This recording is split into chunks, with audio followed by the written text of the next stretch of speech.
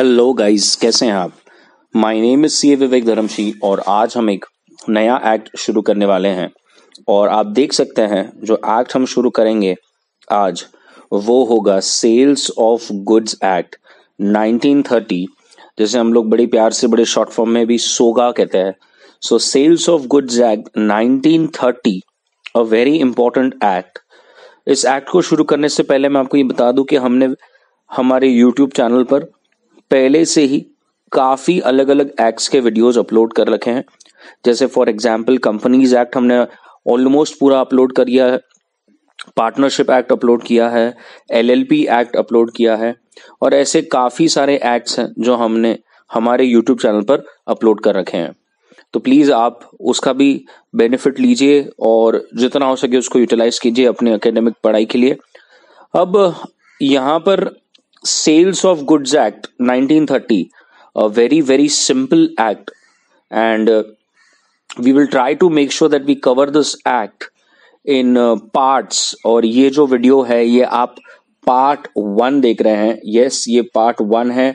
और आइए हम शुरू करते हैं इस एक्ट के बारे में। और इस एक्ट को समझने से पहले कुछ हमें डेफिनेशंस पर फोकस करना पड़ेगा। तो 1 by 1 वी विल सी एक एक अच्छी तरह से। आई होप आप भी अपने साथ साथ इस वीडियो को देखते देखते अपने नोट्स बनाना शुरू कर दोगे। तो आई एम अज्यूमिंग कि आपके सामने कोई पेन पेपर या कुछ है जिससे आप अपने नोट्स बनाना शुरू कर सकते हो। तो चलिए, without wasting any time, let us start with sales of goods act 1930। Now unit 1 which only talks about the formation of the contract of sale. So उसमें हम थोड़ा सा एक इंट्रोडक्शन देखेंगे। So Sales of Goods Act governs a specific form of contract. And what is that contract? Obviously sale contract. तो India में जब एक बायर और एक सेलर कोई गुड्स का ओनरशिप ट्रांसफर करते हैं, जब एक बायर कोई चीज को खरीदता है और सेलर जो चीज को बेचता है, उस कॉन्ट्रैक्ट को, सेल कॉन्ट्रैक्ट को गवर्न करने के लिए इंडिया में ये एक्ट बनाया गया था जिसका नाम है sales of goods act 1930। Sales of goods act 1930 कुछ जगह पर आपको जो उसके प्रोविजंस है उसको मॉडिफाई करने की परमिशन देता है। इसका मतलब यह है कि सेलर और बायर कुछ जगहों पर, कुछ एरियाज में खुद से अपनी कॉन्ट्रैक्ट के कंडीशंस डिसाइड कर सकते हैं। कुछ जगहों पर जैसा एक्ट कहता है वैसा ही चलेगा। इसका मतलब there are some relaxations given कि भैया ये सो एंड सो एरिया में बायर और सेलर डिसाइड कर ले कि प्राइस कैसे डिसाइड होगा, डिलीवरी कब होगा। और कुछ जगहों पे जैसे स्पेसिफिकली एक्ट कहता है वैसे ही हमें फॉलो करना है। तो हमारे देश में सेल ऑफ गुड्स के रिलेटेड जो भी लॉ है वो पूरा का पूरा sales of goods act 1930 act govern करता है। Sure about this everybody? अब अगर हम इस चीज को आगे देखें तो इस एक्ट की applicability, it extends to whole of India except the state of Jammu and Kashmir. अगर हम ये बात करें कि ये एक्ट आया कब था, तो ये act came into force on 1st of July 1930। तो ये डेट को याद रख लें, बाद में कभी एग्जाम में लिखने को आ जाएगा। तो it came on 1st July 1930। अब अगर हम कुछ डेफिनेशंस देखें तो सबसे पहले बायर और सेलर, ये दोनों को समझना जरूरी है, बिकॉज अल्टीमेटली यही तो दो पार्टीज है जो सेल डिसाइड करती है। तो यहां पर बिल्कुल बड़े ध्यान से देखिए, बायर का मतलब है अ पर्सन हु बाइज और एग्रीज टू बाय। मतलब जरूरी नहीं है कि आपने बाय किया, अगर आपने किसी के साथ कॉन्ट्रैक्ट किया है कि मैं बाय करूंगा तो भी आप बायर मान लिए जाओगे। देखिए मैं हाईलाइट कर रहा हूं, अ पर्सन हु बाइज और एग्रीज टू बाय। सेलर का भी वैसा है, अ पर्सन हु सेल्स और एग्रीज टू सेल। मतलब जरूरी नहीं है कि आज के आज बाय किया या आज के आज सेल किया तो ही मैं बायर और सेलर की डेफिनेशन में आऊंगा। अगर मैंने किसी के साथ कॉन्ट्रैक्ट किया है कि मैं फ्यूचर में आपसे गुड्स बाय करूंगा या मैं फ्यूचर में आपको कुछ बेचूंगा, तो भी हम लोग सेल्स ऑफ गुड्स एक्ट के लिए बायर और सेलर की डेफिनेशन में आ जाएंगे। श्योर। सो यहां पर क्लियर लिखा है there are two terms, buyer and seller, and obviously they are those two parties which will do a contract of sale of goods. कोई भी contract of sale of goods के लिए कॉमन सेंस है, minimum there should be two, buyer and seller. क्या कोई अकेला व्यक्ति खुद ही बायर और खुद ही सेलर हो सकता है क्या? नहीं। इसका मतलब buyer and seller are the two parties which do the contract of sale of goods. Now इसीलिए यहां पे लिखा है the person who buys but also the one who agrees to buy is a buyer, and the seller means not only a person who sells but also a person who agrees to sell। तो आज के बाद ये definitions को याद रखना है। खरीदा या खरीदने का प्रॉमिस किया, बेचा या बेचने का प्रॉमिस किया, भैया आप बायर और सेलर की डेफिनेशन में आ जाएंगे। श्योर। आगे अगर हम देखें तो गुड्स की डेफिनेशन। अब गुड्स की डेफिनेशन में क्या क्या आता है एकदम बड़े ध्यान से देखना है। गुड्स की डेफिनेशन में पहले तो वो कहते हैं every kind of movable property. याद रखिए, अब ये मैं इसको हाईलाइट कर रहा हूं, मतलब कोई भी मूवेबल ले लीजिए चीज, वो गुड्स की डेफिनेशन में आ जाएगा। कोई भी मूवेबल प्रॉपर्टी पकड़ लीजिए, वो गुड्स की डेफिनेशन में आ जाएगा। अदर देन, यहां पर आप देख सकते हैं अदर देन मतलब मनी और एक्शनेबल क्लेम, ये गुड्स की डेफिनेशन में नहीं आएगा। मनी मतलब आपकी करेंसी नोट, आपके पैसे। एक्शनेबल क्लेम मतलब डेटर, जिससे हमसे पैसे लेना है, वो अधिकार। तो एक्शनेबल क्लेम और मनी ये गुड्स की डेफिनेशन में नहीं आता। पहले ये दो चीजों को क्लियर कर ले, ये दो चीजें जो हैं ये गुड्स की डेफिनेशन में नहीं आएगा, बाकी हर एक मूवेबल प्रॉपर्टी आएगा। अच्छा, इट इंक्लूड्स मतलब ये सब चीजें भी आएगी। स्टॉक एंड शेयर्स मतलब shares and are also considered under definition of goods. Growing crops and grass and all other things attach to और forming a part of land. अब आप कहेंगे सर ग्रास या क्रॉप्स जो लैंड को attached है वो कैसे मूवेबल हुआ? तो आगे देखिए, which are agreed to be severed before sale और under the contract of cell.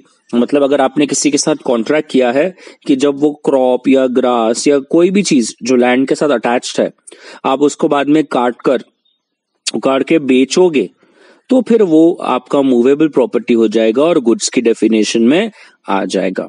इतना याद रखिए, गुड्स का मतलब ये नहीं होता कि आपने जो चीज देखी या टच की या फील की वही।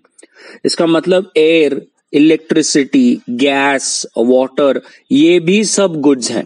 Please make a note of this. तो ये भी सब गुड्स की डेफिनेशन में आता है। तो गुड्स मैंने यहां पर क्या कहा, हर चीज जो मूवेबल है। बस याद रखना है कि मनी और एक्शनेबल क्लेम्स ये गुड्स की डेफिनेशन में नहीं आता। Stock and shares, crops, grass, ऐसी कोई भी चीज जो धरती से, लैंड से जुड़ा है, लेकिन आपने कॉन्ट्रैक्ट किया है कि फ्यूचर में जब वो उग जाएगा तो हम उसे काट के जो है तो बेचेंगे, तो वो भी गुड्स की डेफिनेशन में आ जाएगा। बाकी यहाँ पर आपने ऐसे बहुत सारे मैंने पिक्चर्स डाले हुए हैं, आप देख सकते हैं गुड्स की डेफिनेशन में। So there are lot of things, there is a cooker, there is a candle, there is a chair, there is a TV, there is a teddy bear, there is a headphone, there is a clock, there is a bulb, so an number of things यार। तो जो भी चीज movable है वो सब goods की definition में आ जाएगा। अब सबको पता है कि हमारा sale of goods act English law का कॉपी है। यस, इंग्लिश लॉ का कॉपी है। और इंग्लिश लॉ का जो डेफिनेशन है गुड्स का, इतना से याद रखना है, उसके अंदर स्टॉक एंड शेयर्स को गुड्स नहीं माना गया। इसका मतलब हमारी इंडियन एक्ट जो है सेल ऑफ गुड्स एक्ट, उसका definition is more wider as compare to English law. Are you getting this?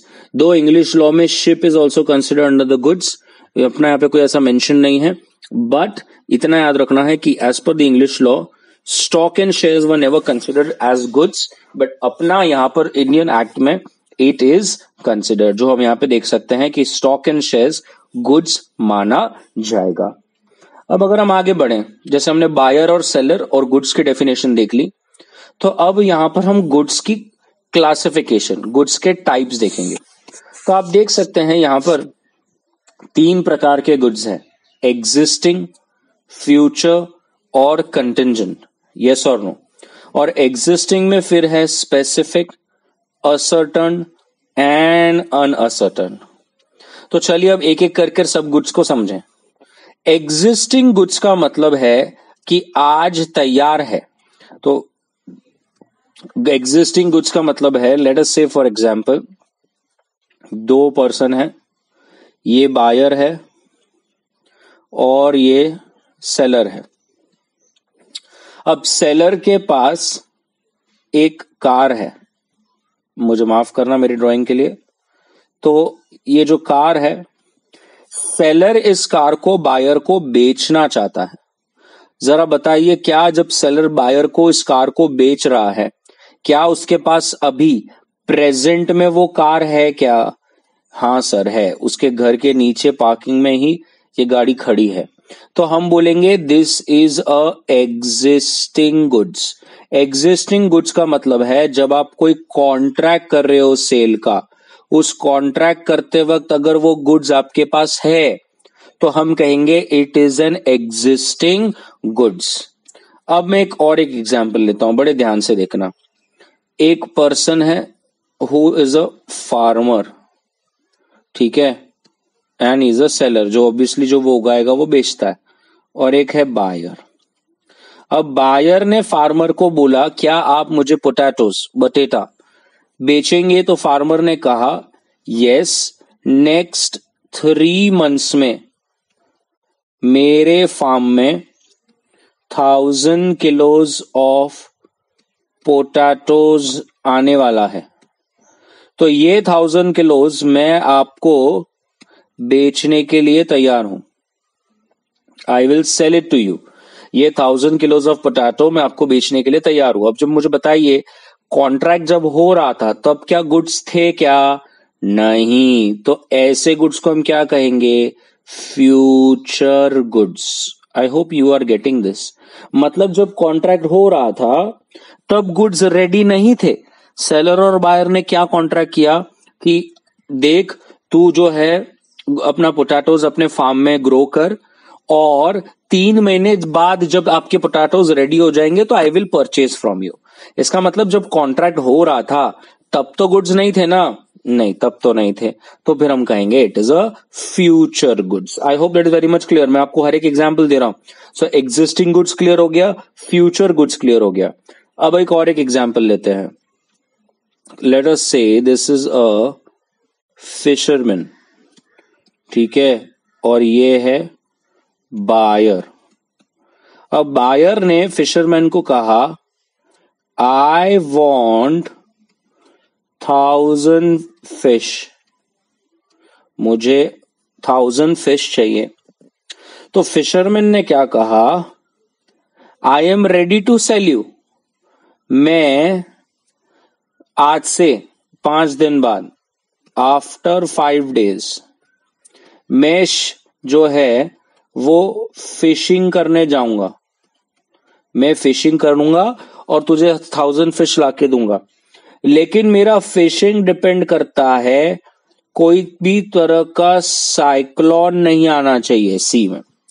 Cyclone नहीं आया तो मैं फिशिंग करने जाऊंगा और तेरे को जो है तो 1000 फिश लाके दूंगा।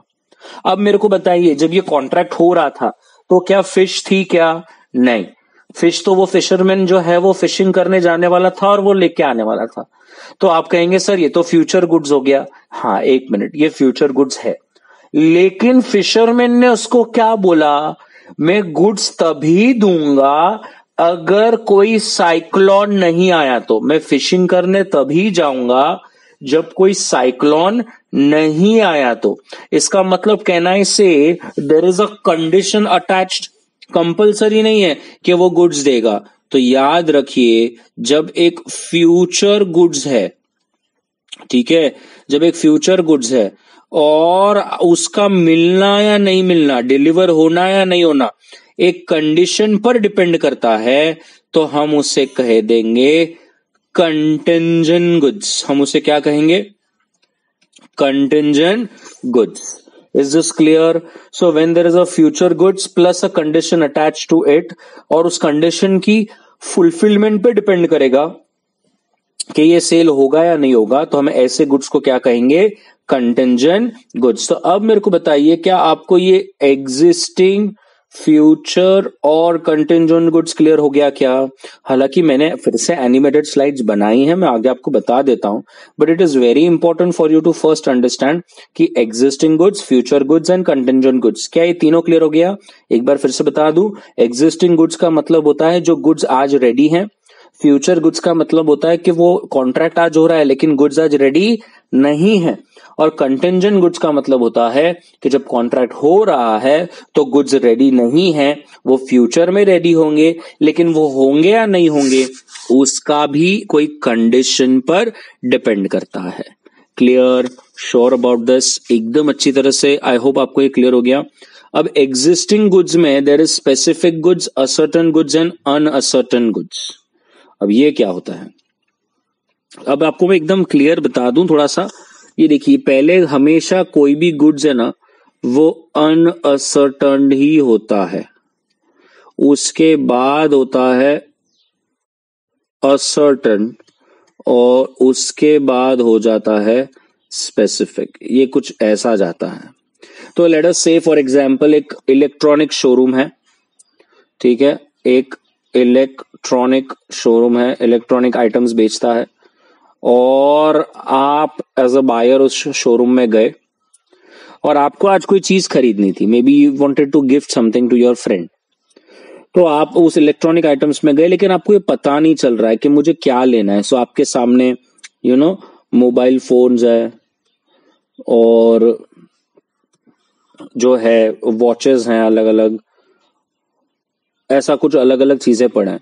तो अब ये जितना भी आइटम्स है और आपको जब मालूम नहीं कि मुझे क्या लेना है, तो हम कहेंगे कि these goods are uncertain goods for you.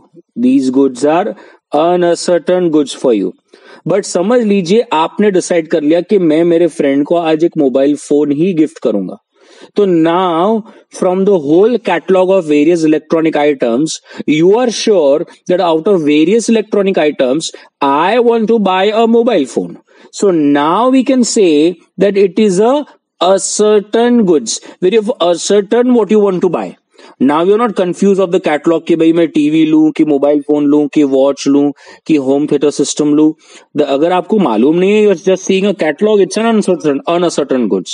But now when you're fixed onto the category and you know what you want to give, then it will be a mobile phone. So that is an uncertain goods. अब mobile phone में let us say for example आपने कोई particular एक mobile phone, एक जैसे let us say Samsung का कोई model है। अब मेरे पास सैमसंग नहीं है, सो मुझे मालूम नहीं, but Samsung Galaxy late us से 10। अब आपने ये फोन जो है ये डिसाइड कर लिया है कि आपको ये फोन अपने फ्रेंड को गिफ्ट करना है, you are fixed on to it. So अब हम कहेंगे कि it is a specific good, क्योंकि अब आपको क्लियर है कि आपको कौन सा आइटम खरीदना है। सो आई होप अब मैंने आपको बिना अभी आगे जाए पहले ही सब समझा दिया। So if it's a catalogue it's an uncertain, when you are fixed on to the category it's ascertain, and when you are fixed on to the specific model, specific type के बस यही मुझे चाहिए, तो हम उसे कहेंगे स्पेसिफिक गुड्स। श्योर? तो चलिए अब एक बार पूरी स्लाइड्स जो मैंने बनाई है वो भी देख लेंगे। जैसे यहां पर आप देख सकते हैं स्पेसिफिक गुड्स। तो स्पेसिफिक गुड्स में क्या बोला गया है? स्पेसिफिक गुड्स में बोला गया है a goods which are identified and agreed at the time of contract of sale. मतलब आपने आइडेंटिफाई कर लिया है कि आपको कौन सा गुड्स लेना है। Example, any finally decided goods like a phone or a washing machine, exact आपको पता है कि मेरे को यही लेना है, तो हम उसे कहेंगे स्पेसिफिक गुड्स। अगर मैं असर्टेन्ड की बात करूं तो असर्टेन गुड्स मतलब वो जो आइडेंटिफाई तो हुआ है as per the agreement, after the contract of sale. So normally practical life में हम लोग असर्टेन्ड और स्पेसिफिक गुड्स को एक तरह से सिनोनिम तरीके से यूज कर सकते हैं, इंटरचेंजेबली वर्ड यूज होते हैं, लेकिन मैंने आपको एग्जांपल दिया अच्छी तरह से कि जब large quantity of uncertain goods है जिसमें से आपको मालूम पड़ गया कि अभी कितना क्वांटिटी या क्या मुझे खरीदना है, तो such goods are known as ascertain goods. हालांकि मैंने आपको एग्जांपल से बता दिया फ्रॉम द होल कैटलॉग, अगर आपने कोई पर्टिकुलर कैटेगरी फिक्स कर ली है और आपको मालूम है इसमें से ही मुझे गुड्स लेना है, तो हम उसे कहेंगे असर्टेन गुड्स। So ये एग्जाम्पल यहाँ पे दिया है, there are 100 bales in the godown of cotton and now you have decided कि ये जो 50 बेल आपने जो अलग से निकाल के रखी है ये ही मुझे खरीदनी है, तो हम बोलेंगे कि now you have ascertained the goods। उसके आगे अगर हम देखेंगे एग्जिस्टिंग गुड्स, अभी एक बार पता चल जाए तो एग्जिस्टिंग गुड्स का मतलब जो आपका कॉन्ट्रैक्ट ऑफ सेल पर गुड्स रेडी है, these goods are with the seller, और जब कॉन्ट्रैक्ट हो रहा है तो सेलर के पास वो गुड्स रेडी है, और अगर आज कॉन्ट्रैक्ट हो जाता है तो सेलर वो गुड्स आपको देने के लिए, डिलीवर करने के लिए भी रेडी है। So if Ramesh sells his bike to Suresh believing it to be in good condition but the bike is actually not in a good condition, please make a note, no contract will arise। obviously ये वाला concept हम आगे भी देखने वाले हैं तो उसको हम बाद में समझेंगे। आप सब अभी इतना समझ लीजिए कि एग्जिस्टिंग गुड्स का मतलब goods are ready to be delivered. उसके बाद जैसे यहाँ पर अपन ने देखा है पीछे की 3 तरह के गुड्स हैं, स्पेसिफिक, अनअसर्टेन और अनअसर्टेन। असर्टेन जो बाकी हो गया था, अनअसर्टेन गुड्स मतलब क्या, which are not specifically identified और असर्टेन, मतलब मालूम नहीं कि अभी हमें क्या लेना है। यू हैव इंडिकेटेड और defined only by the description और सैंपल, बट अभी तक कंफर्म नहीं हुआ है कि कौन सा लेना है। So when you agree to sell 1 packet of salt out of the various types और packets lying in the shop, it is an unascertain goods because अभी it is still not clear which packet will be delivered, which company का packet it will be delivered। तो अब जब तक आप specifically identify नहीं कर लेते वो है unascertain, जब आइडेंटिफाई कर लो तो ascertain, और जब एक स्पेसिफिक चीज उठा लो कि मुझे यही लेना है तो हम बोलेंगे कि it is a specific goods। so यहाँ पे लिखा है as soon as a practical or packet is separated from the lot it will become ascertain or specific goods। Clear है? श्योर। अब फ्यूचर गुड्स क्या है, जैसे मैंने आपको बताया, ऐसे गुड्स जो मैन्युफैक्चर और प्रोड्यूस्ड होंगे after making the contract of sale, मतलब कॉन्ट्रैक्ट ऑफ सेल के वक्त तो वो गुड्स रेडी नहीं थे, ऐसे गुड्स को हम सेल नहीं, एग्रीमेंट टू सेल कहते हैं। क्या कहते हैं? Agreement to sell. Agreement to sell का मतलब अभी गुड्स बनेगा, बन के रेडी नहीं है। It is never a actual sale because अभी तो इंसान उसके अंदर की प्रॉपर्टी, उसके अंदर की ओनरशिप आपको ट्रांसफर नहीं कर सकता। अगर हम आगे देखें एग्जाम्पल यहां पर, जैसे मैंने आपको बताया 1000 quintals of potatoes will be grown though the actual sale is not possible because अभी वो तैयार ही नहीं है। So this is an apt example of agreement to sale. या ऐसा भी बोल सकते हैं कि पी ने बोला कि मेरी काऊ जितना भी मिल्क देगी अगले साल वो पूरा मिल्क मैं तुझे बेचूंगा। So again this is a contract of future goods, क्योंकि आज जब कॉन्ट्रैक्ट हो रहा है तो वो जो गुड्स जो आप देने वाले हो वो रेडी नहीं है। कंटिंजेंट गुड्स की अगर हम बात करें तो कंटिंजेंट गुड्स मैंने आपको पहले बताया, ऐसे गुड्स जो आज रेडी नहीं है लेकिन एक कोई स्पेसिफिक कंडीशन या इवेंट पर डिपेंड है, वो कंडीशन होगी तो गुड्स मिलेंगे वरना नहीं होगी। So obviously again it is an agreement to sell and not a sale. अभी सेल नहीं हुआ, it's just an agreement that we will sell it. In other words, the property does not pass to the buyer at the time of making the contract. Obviously, goods बना ही नहीं है तो उसके अंदर की प्रॉपर्टी जो है वो कैसे ट्रांसफर होगी। So A agrees to sell B a painting provided he is able to purchase from the present owner। मतलब वो उसको प्रॉमिस कर रहा है कि मैं दूसरे से जब लेके दूंगा, अगर वो मुझे मिलती है तो मैं तेरे को बेचूंगा, वो मुझे नहीं बेचता तो मैं तुझे कैसे दूं। So again this is a sale of a contingent goods. हालांकि मेरा एग्जांपल मैंने आपको पहले ही दे दिया था कि I will give you fish subject to जिस दिन मैं फिशिंग करने जाऊं उस दिन साइक्लोन ना आए। So again that is an very nice example of contingent goods. तो आई होप आपको समझ में आ गया यहाँ पर अब तक जितने भी हमने वेरियस टाइप्स ऑफ गुड्स को देखा। I hope it is very much clear to you people. अब हम अगर डिलीवरी की बात करें, डिलीवरी जो है वो कितने प्रकार की है। सो यहां पर आप देख सकते हैं there are 3 types of delivery. अब डिलीवरी की डेफिनेशन में सबसे पहले लिखा है it is a voluntary transfer, मतलब जोर जबरदस्ती से नहीं, आपने अपनी खुद की इच्छा से उसको डिलीवर किया है from one person to another, जब हम उसे कहेंगे कि डिलीवरी। अब यहाँ पे डिलीवरी का मतलब है पजेशन। इतना याद रखिए, पजेशन और प्रॉपर्टी ये दो अलग शब्द है। पजेशन का मतलब है मैंने मेरा पेन आपको दे दिया, ये मैंने आपको पजेशन दिया, आपका नहीं हो गया। जब हम किसी को ओनरशिप या प्रॉपर्टी या उस गुड्स के related risk and rewards transfer करते हैं तो हम कहेंगे कि भैया इट्स अ सेल। बट सिर्फ पजेशन दे देने से सेल नहीं होता। मैं आपको एक बार फिर से यहाँ पे बता दूं, ये वर्ड्स को आप समझ लें, बाद में ऐसा ना हो जाए कि आपको लगे कि सब सेम ही है। प्रॉपर्टी बोलो, देखिए मैं यहाँ पे लिख रहा हूं, ओनरशिप बोलो या रिस्क एंड रिवॉर्ड्स बोलो, ये तीनों ही शब्द एक समान है। जब ये तीन आप कहेंगे कि मैंने ट्रांसफर किया है तो हम कहेंगे कि सेल हुआ। लेकिन पोजेशन किसी को देना, मतलब फिजिकली आप गुड्स किसी को देना, जस्ट पोजेशन देने से it does not become a sale, या सामने वाला उस चीज का ओनर नहीं बनता। तो याद रखें, प्रॉपर्टी, ओनरशिप या risk and rewards, these are all synonyms. ये एक जगह पे हो गया, पोजेशन एक जगह पे हो गया। पोजेशन देने से सेल नहीं होता, प्रॉपर्टी, ओनरशिप या रिस्क या रिवॉर्ड देने से होता है। तो अब डिलीवरी में यहाँ पे क्या बोला है, voluntary transfer of possession from one person to another.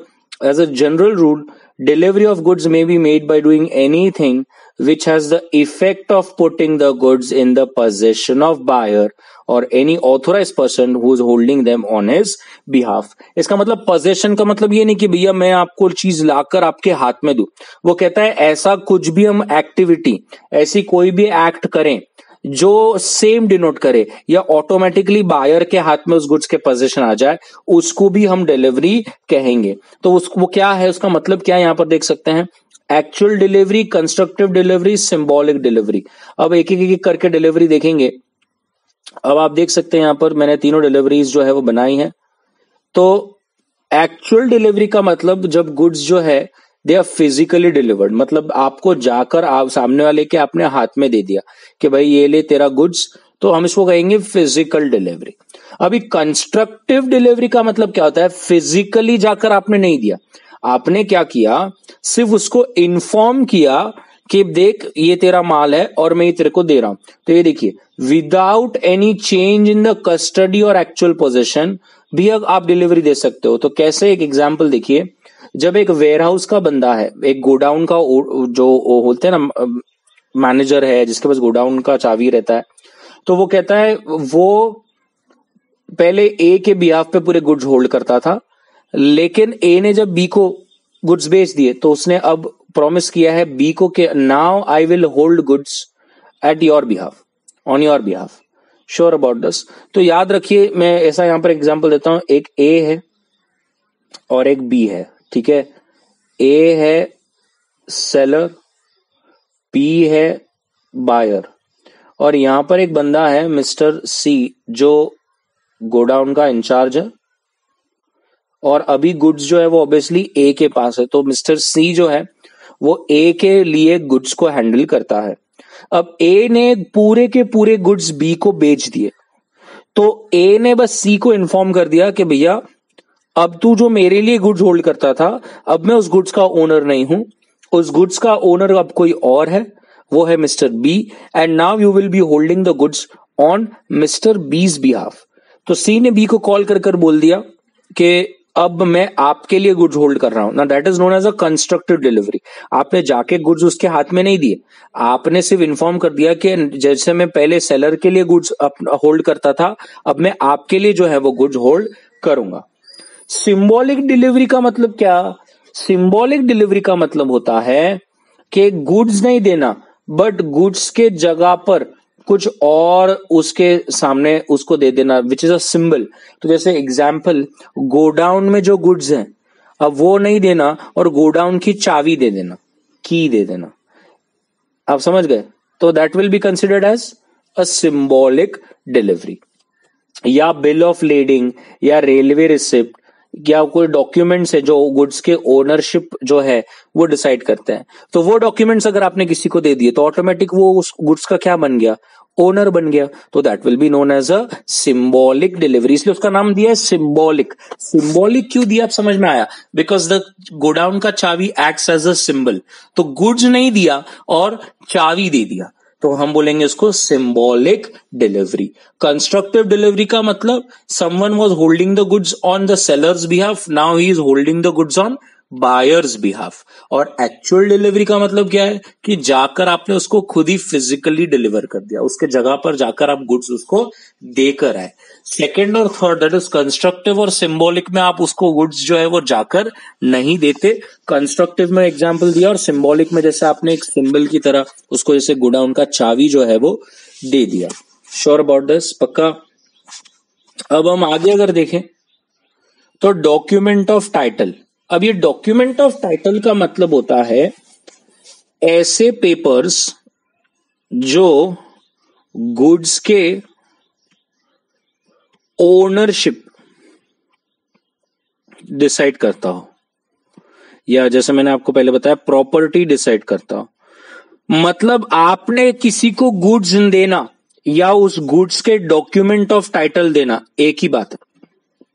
Sir इसका मतलब अगर मेरे पास डॉक्यूमेंट ऑफ टाइटल आ गया किसी गुड का तो मैं ऐसा मान के चल जाऊं कि गुड्स मेरे हो गए, यस। तो ये क्या क्या है document of title, bill of lending है, डॉक वारंट है, वेयर हाउस कीपर सर्टिफिकेट है, वॉर फिंगर सर्टिफिकेट। ये वॉर फिंगर मतलब होता है वो जो डॉक्स पे छोटा सा ऑफिस होता है जहां पर वो पहले ये पुराने जमाने में ये वर्ड यूज होते थे जहां पे सब शिप्स आकर जो है वो डॉक होती थी, तो वॉर फिंगर वो छोटा सा एक ऑफिस होता था जहां पर वो बंदा बैठता था जो डिसाइड करता था कि कौन से गुड्स कहाँ जा रहे हैं, क्या हो रहा है।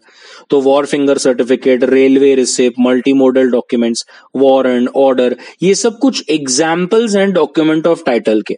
अगर आपने ये डॉक्यूमेंट किसी के हाथ में दे दिया तो हम ये मान लेंगे कि गुड्स उसके हो गए, गुड्स की जो है वो ओनरशिप ट्रांसफर हो गई। So it is as a proof of the possession और control of goods authorising either by the endorsement or by delivery the possessor of document to transfer or receive goods thereby represented. So document of title to goods जो है वो I hope आपको समझ में आ गया कि ऐसे कुछ डॉक्यूमेंट्स जो गुड्स की ओनरशिप डिसाइड करते हैं, जो गुड्स अगर वो डॉक्यूमेंट आप दे दो इंस्टेड ऑफ गुड्स तो it will be deem as if आपने गुड्स की ओनरशिप दे दी, गुड्स का पोजीशन दे दिया। लेकिन यहां पर मैंने ये देखी एग्जांपल है bill of lading, railway receipt, wharfinger certificate and etcetera. लेकिन थोड़ा ध्यान से देखिए, देयर इज अ डिफरेंस यहां पर between document showing title and document of title. Document of title अभी हमने सीखा जिसका मतलब ये है कि गुड्स की ओनरशिप ट्रांसफर करना। डॉक्यूमेंट शोइंग टाइटल से ओनरशिप ट्रांसफर नहीं होती और इसका एक बेस्ट एग्जांपल है शेयर सर्टिफिकेट। तो share certificate is not a document of title, share certificate is a document of showing title. इसका मतलब शेयर सर्टिफिकेट सिर्फ ये बताता है कि ये शेयर्स का असली ओनर कौन है, लेकिन किसी को शेयर सर्टिफिकेट दे देने से शेयर्स उसके नहीं हो जाएंगे। इसीलिए हम कहते हैं कि share certificate is a document showing title, it is not a document of title. Document of title का मतलब आपने वो डॉक्यूमेंट्स किसी को दे दिए तो गुड्स उसके हो जाएंगे, ओनरशिप ट्रांसफर हो जाएगी। लेकिन डॉक्यूमेंट शोइंग टाइटल किसी को देने से गुड्स उसके नहीं हो जाते, ओनरशिप ट्रांसफर नहीं होती, प्रॉपर्टी ट्रांसफर नहीं होती। सिर्फ डॉक्यूमेंट शोइंग टाइटल ये बताता है कि इस गुड्स का असली ओनर कौन है। तो यहां पर देखिए, it merely shows the person name the certificate which is entitled to the shares represent, but it does not allow that person to transfer by mere endorsement on the back of certificate and the delivery of certificate. आपको practically तो मालूम ही है, companies act में share certificate हमें पहले company में जमा करना पड़ता है और उसका एक ट्रांसफर फॉर्म आता है जिसमें आप बताते हो कि ये शेयर्स किसके नाम करने हैं, फिर उसकी सिग्नेचर, अपनी सिग्नेचर, उसका एक पूरा प्रोफॉर्मा है, फॉर्मेट है। वो शेयर सर्टिफिकेट और फॉर्म भर के कंपनी को दो तो कंपनी अपने रजिस्टर में चेंजेस करती है और फिर फ्रेश सर्टिफिकेट इशू करती है, तब जाकर ओनरशिप ट्रांसफर होता है।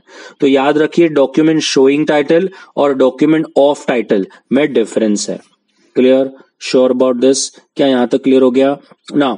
मर्केंटाइल एजेंट का मतलब क्या? मर्केंटाइल एजेंट का मतलब एक ऐसा एजेंट जो बिजनेस के रिलेटेड जो भी काम है वो सब करेगा, जैसे गुड्स को बेचना, खरीदना, कंसाइन करना, ओनर के बिहाफ पे बाय करना, पैसे रेस करना, सिक्योरिटीज मतलब गुड को मॉर्टगेज करके उसको गिरवी रखकर पैसे रेस करना। तो ये बिजनेस के जो नॉर्मल चीजें हैं ना, बाय करो, सेल करो, कंसाइन करो, पैसा फंड रेस करो, ये जो अपना प्रिंसिपल के बिहाफ पे एजेंट जो बिजनेस रिलेटेड एक्टिविटी करता है उसको हम कहते हैं मर्केंटाइल एजेंट। कुछ एजेंट्स के जो एग्जांपल है वो एक ऑक्शनर है, फैक्टरिंग एजेंट है, ब्रोकर्स हैं एक्सेट्रा। फैक्टरिंग मतलब जो आपके डेटर्स को वसूल कर देता है, आपका बैड डेट्स होने नहीं देगा, उसको एक कमीशन दीजिए, वो आपके जितने भी डेटर्स है उससे पैसा लाके देगा। ऑक्शनर सबको ही मालूम है। ब्रोकर वो है जो आपको कम से कम दाम में जो है वो सेल परचेस करवा कर देता है, वो अपना एक कमीशन, एक ब्रोकरेज लेता है। प्रॉपर्टी, अब हम इसके ऊपर कब से चर्चा कर रहे हैं कि प्रॉपर्टी क्या है। So property here means ownership और जनरल। अब बहुत बार है ना, मुझे ये वाला क्वेश्चन में यार अदर इस क्लास में ये बहुत ज्यादा दिक्कत देता है, या स्टूडेंट पूछते हैं सर जनरल क्या है। थोड़ा ध्यान से देखिए, जनरल अपन ये जो पूरा एक्ट है ना, ये पूरा का पूरा किस पे चल रहा है? जनरल पे। हम स्पेसिफिक की तो बात ही नहीं कर रहे सर। इसका मतलब अभी देखिए, मैं जब कहूं ना कि मेरे पास इस गुड्स का जनरल प्रॉपर्टी है, अब जनरल प्रॉपर्टी का मतलब है मैं मेरे गुड्स को बाय कर सकता हूं, सेल कर सकता हूं, खा सकता हूं, तोड़ सकता हूं, फेंक सकता हूं, मॉर्गेज कर सकता हूं, हाइपोथिकेट जो भी हम बोलते हैं वो कर सकता हूं। मेरे को जो भी करने का है मेरे गुड्स के साथ मैं वो करूंगा। मैं उसको फाड़ सकता हूं।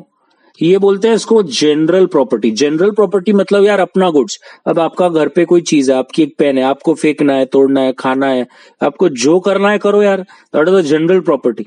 स्पेसिफिक प्रॉपर्टी इन गुड्स का मतलब क्या भैया? आप ये सब नहीं कर सकते। स्पेसिफिक प्रॉपर्टी का मतलब क्या? एग्जाम्पल देते हैं, एक ए है और एक बी है। तो ए ने बी से ना उधार लिया है, लोन लिया है, जिसके लिए बी ने क्या किया है? उसके गुड्स को अपने पास गिरवी रखा है। अब मुझे बताइए, हम बोलेंगे बी के पास गुड्स के रिलेटेड स्पेसिफिक प्रॉपर्टी है। अब इस स्पेसिफिक प्रॉपर्टी का मतलब बी का उस गुड्स के रिलेटेड एक ही अथॉरिटी है, और वो अथॉरिटी ये है कि जब तक उसको पैसे नहीं मिलते, बी जो है वो ये गुड्स को अपने ताबे में, अपनी कस्टडी में रख सकता है। लेकिन मुझे बताइए, क्या बी उसको तोड़ सकता है, खा सकता है, फेंक सकता है, यूज कर सकता है, किसी और को बेच सकता है क्या? नहीं, क्योंकि क्या वो उसका ओनर है? नहीं। General property lies with mister A, but specific या special property lies with goods किसका? बी के पास। क्यों? बिकॉज उसके पास स्पेशल राइट्स है कि जब तक उसको पैसे नहीं मिलते वो ये गुड्स को छोड़ेगा नहीं। तो उसके पास स्पेशल राइट है, जनरल राइट नहीं है। तो याद रखना है, यहां पर हम जब बात करते हैं इस पर्टिकुलर एक्ट की, तो हम हमेशा किस चीज की बात कर रहे हैं? हम बात कर रहे हैं जनरल प्रॉपर्टी, या इसीलिए ओनरशिप के साथ जनरल बोलते हैं, मतलब आपके पास सभी अधिकार है। तो प्रॉपर्टी का मतलब है यहां पर जनरल या ओनरशिप राइट्स को ट्रांसफर करना। तो ownership of goods must be transferred by seller to buyer. मैंने आपको पहले ही बोला था कि सिर्फ पोजेशन आपने दे दिया, आपने सिर्फ पोजेशन देने से कुछ भी नहीं होगा। असली तो सेल तभी होता है जब आप उसमें गुड्स की प्रॉपर्टी को ट्रांसफर करते हो। Sure about this?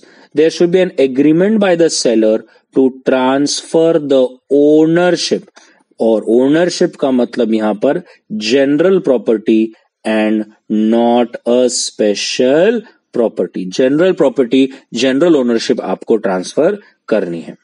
Sure about this everybody? ये देखिए, मैंने आपको एग्जांपल दिया था स्पेशल का कि अगर किसी ने अपने गुड्स को प्लेज किया है तो जनरल प्रॉपर्टी तो उसी के पास रहेगी, लेकिन जिसके पास प्लेज किया है उसके पास स्पेशल प्रॉपर्टी है कि जब तक उसके पैसे नहीं आ जाते वो गुड्स को छोड़ेगा नहीं। Sure about this? The next definition is insolvent. Insolvent मतलब ऐसा व्यक्ति जो अब अपना कर्ज नहीं चुका सकता. When he ceases to pay his debts in the ordinary course of business, और अब वो और किसी को पैसे नहीं दे सकता, वेदर उसने इंटेंशनली या unintentionally in act of insolvency हुई हो. प्राइस, प्राइस कैसे डिसाइड होगा? सो प्राइस का मतलब है कि आपने गुड्स जब बेचे तो सामने कुछ ना कुछ जो है पैसे लिए हैं. अब मुझे बताइए, अगर एक व्यक्ति ने किसी को गुड्स दिए और सामने पैसे नहीं दिए, let us say this is a seller, this is a buyer. अब अगर मैं ऐसा बोल दूं कि नो प्राइस चार्ज्ड, तो क्या ये सेल हो गया? नहीं, ये क्या हो जाएगा? ये तो हो जाएगा gift. I hope you getting this. अगर ये एक सेलर है and there is a buyer and they have exchange goods, पैसे ना इसने इसको दिए ना इसने इसको दिए, दोनों ने एक्सचेंज किए, मतलब एक चीज के लिए वो सेलर है, एक चीज के लिए ये सेलर है, तो क्या ये सेल हो गया? नहीं, ये तो क्या हो गया? Barter. I hope you getting this. मतलब पैसा चार्ज नहीं किया तो हम क्या बोलेंगे कि ये क्या हो गया? ये हो गया गिफ्ट. पैसे चार्ज नहीं किया लेकिन मैंने तेरे को गुड्स दिया, सामने तूने मेरे को गुड्स दिया, तो ये क्या हो गया? ये तो हो गया बेलमेंट. तो फिर इसका मतलब ये है, अगेन थर्ड एग्जांपल, ये सेलर है और ये बायर है, और अब आपने एक प्राइस चार्ज की है, पैसे चार्ज किए हैं, तो हम कहेंगे सेल. अच्छा, और एक एग्जांपल लेते हैं. एक सेलर है और एक बायर है, और आपने क्या किया है, कुछ गुड्स दिए और पैसे भी दिए, तो अब हम क्या कहेंगे? सेल ही कहेंगे. अच्छा सर, मतलब सेल होने के लिए भले 100 रुपए देने हो, आपने 99 रुपीज के गुड्स दिए और 1 रुपया ही दिया, तो हम सेल मानेंगे इसको, बार्टर नहीं मानेंगे. यस, सेल के लिए मनी कंसिडरेशन होना जरूरी है. कुछ ना कुछ पैसे तो देने ही पड़ेंगे, तब जाकर वो होएगा आपका सेल. कुछ भी नहीं दिया तो गिफ्ट, गुड्स के सामने गुड्स दिया तो बार्टर, और गुड्स के सामने गुड्स दिया प्लस थोड़ा पैसा दिया, तो वो सेल के डेफिनेशन में आ जाएगा. Clear? Sure about this everybody? Now sale and agreement to cell.